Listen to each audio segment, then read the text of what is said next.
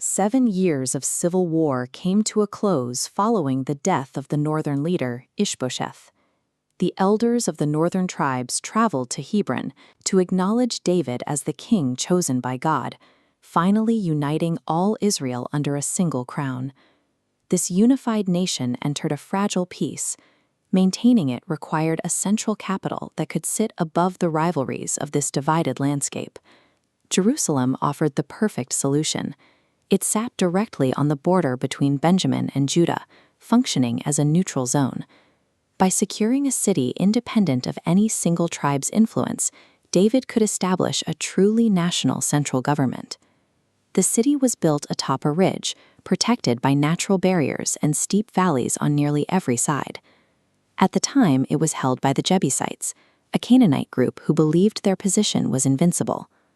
The Jebusites mocked David's approach, shouting that even the blind and the lame could defend such a fortress against his army.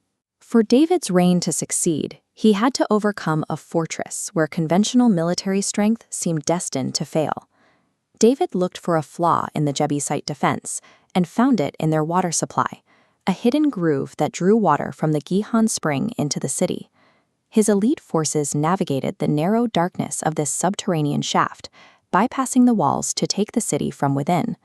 After the capture, David fortified the city's perimeter, renaming the stronghold the City of David and centering his administration there.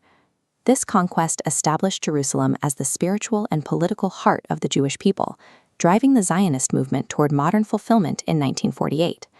The city's ancient corridors returned to Jewish hands again in 1967, following centuries of shifting control. The status of the city remains a focal point of global diplomacy, involving the interests of modern Arab states and the administration of Donald Trump.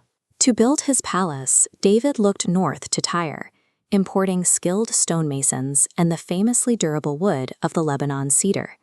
David solidified his power by combining these strategic alliances with the establishment of a permanent national capital. The unification of Israel presented a threat to the Philistines, who launched a preemptive strike to reassert their dominance. David responded by establishing a habit of consultation, pausing before the counterattack to ask God for specific strategic guidance. Following the divine instruction, David defeated the Philistines so thoroughly that they abandoned their religious idols on the field to be burned by the Israelites. When the Philistines regrouped for a second assault, David consulted the same source again. The instructions had changed. Success in this new engagement required a different approach, showing that David's strategy relied on constant, active communication. God told him to wait for the distinct sound of marching in the tops of the balsam trees. David struck only when he heard that signal, indicating that a heavenly army was moving ahead of his own troops.